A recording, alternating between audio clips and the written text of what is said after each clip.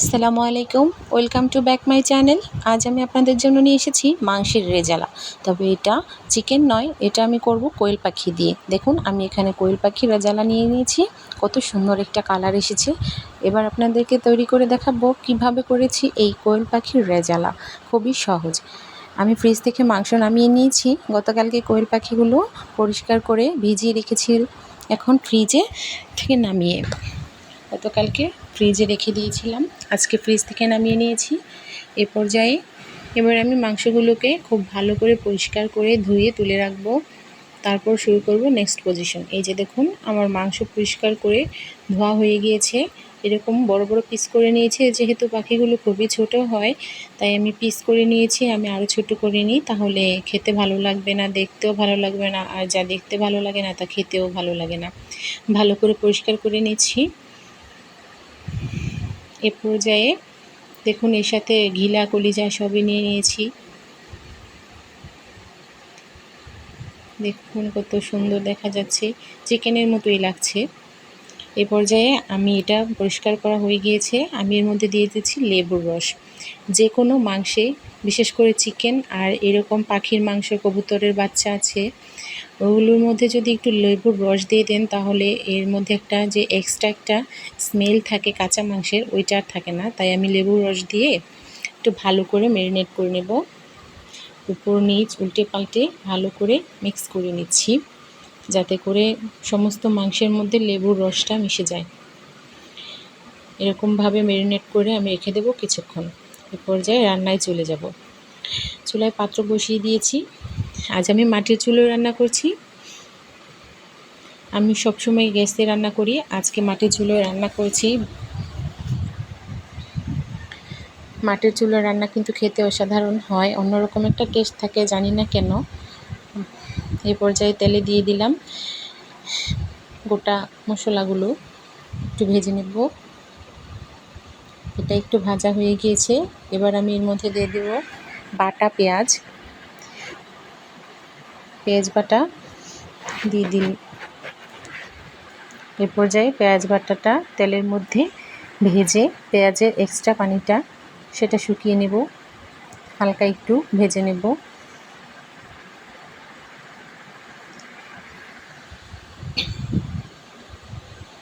নেড়ে চেড়ে পেঁয়াজটা ভেজে নিচ্ছি। পেঁয়াজ ভাজা হতেছে, চুলায় খুব সুন্দর আঁচ।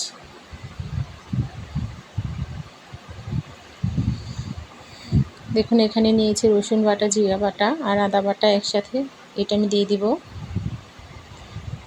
এবার এটা ভালো করে মিক্স করে নেব, নেড়ে চেড়ে।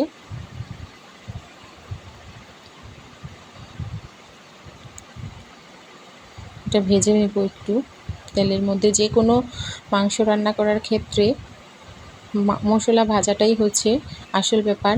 বিশেষ করে যদি আপনারা রেজালা রান্না করেন, যেটা যে কোনো মাংসেরই হোক না কেন, রেজালাতে কিন্তু বাটা পেঁয়াজটাই ব্যবহার করবেন, তাহলে কিন্তু রান্নার টেস্টটা ভালো আসবে। এবার এর মধ্যে লবণ দিয়ে আবারও নেড়ে চেড়ে ভেজে নিচ্ছি। এক্সট্রা পানিটা যখন শুকিয়ে যাবে তখন আমার ভাজা হয়ে যাবে, তেল উপরে উঠে আসবে। দেখুন তেল উপরে উঠে এসছে, ভাজা প্রায় হয়ে গিয়েছে। এর মধ্যে দিয়ে দিলাম ধনিয়া গুঁড়া দিয়ে নেড়ে চেড়ে মিশিয়ে নিচ্ছি।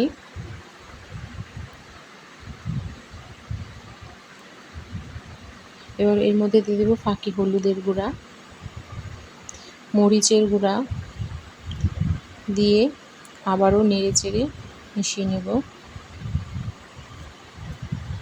একটু পানি দিয়ে দিলাম যাতে করে ফাঁকি মশলাগুলো পুড়ে না যায়। যেহেতু আমি মাটির চুলায় রান্না করছি তাই চুলার তাপমাত্রাটা একটু বেশি।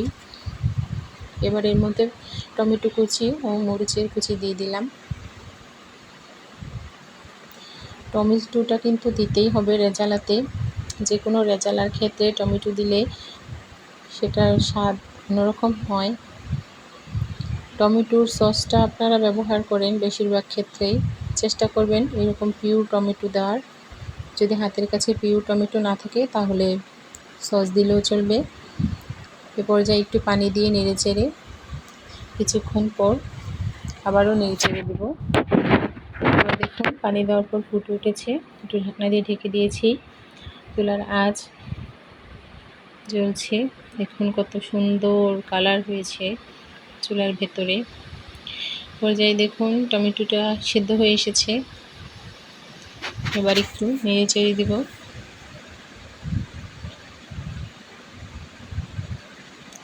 টমেটো প্রায় সিদ্ধ হয়ে গিয়েছে।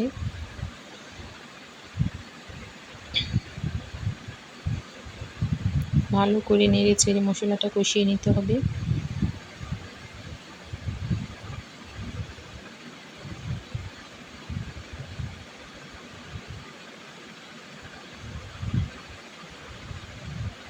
এই পর্যায়ে মাংসগুলো দিয়ে দিচ্ছি।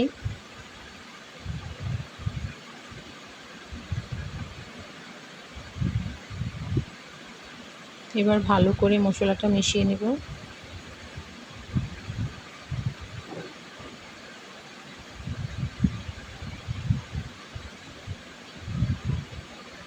মেশানো হয়ে গিয়েছে, এবার ঢাকনা দিয়ে ঢেকে দেব মশলাটা, যাতে করে মাংসটা কষে আসে। চুলায় আঁচ দিতে থাকবো, চুলার আঁচ বাড়িয়ে দিয়েছি। পর্যায়ে ঢাকনা খুলে দেখি, হ্যাঁ, মাংস থেকে পানি ছেড়ে দিয়েছে। এ পর্যায়ে আবারও নেড়ে চেড়ে মাংসটা মিশিয়ে উল্টে পাল্টে ভালো করে মিক্স করে দেব।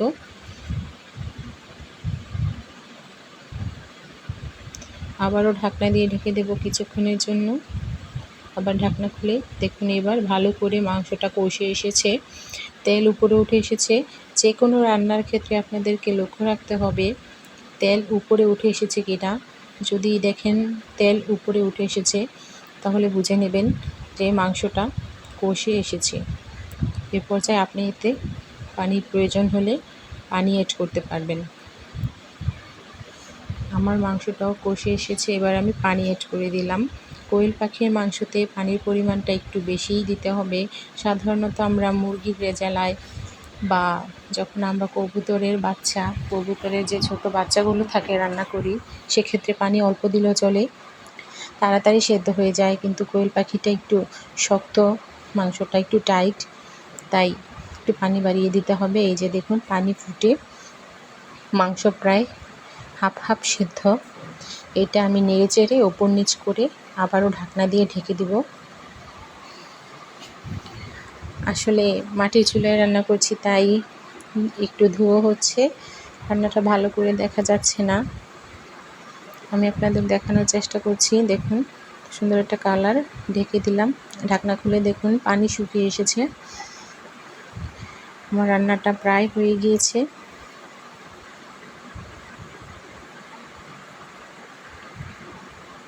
পর্যায়ে ভালো করে নেড়ে দিচ্ছি যাতে তলায় লেগে না যায়।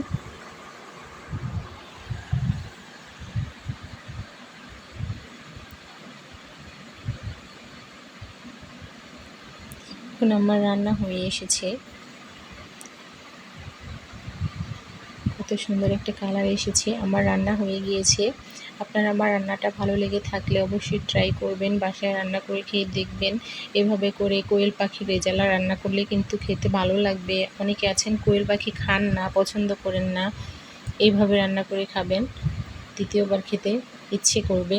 আমার রান্নাটা ভালো লাগলে আমার চ্যানেলটাকে সাবস্ক্রাইব করে বেল বাটন ক্লিক করে পরবর্তী রান্না দেখানোর জন্য সুযোগ করে দেবেন। পর্যায়ে আমার রান্না শেষ। দেখুন এরকম বড় বড় পিস করে নেওয়াতে মাংসটা ভেঙে যায়নি, যেহেতু বাচ্চা পাখি, ছোট পাখি, সে ছোট ছোট পিস করলে সেটা দেখতে ভালো লাগতো না।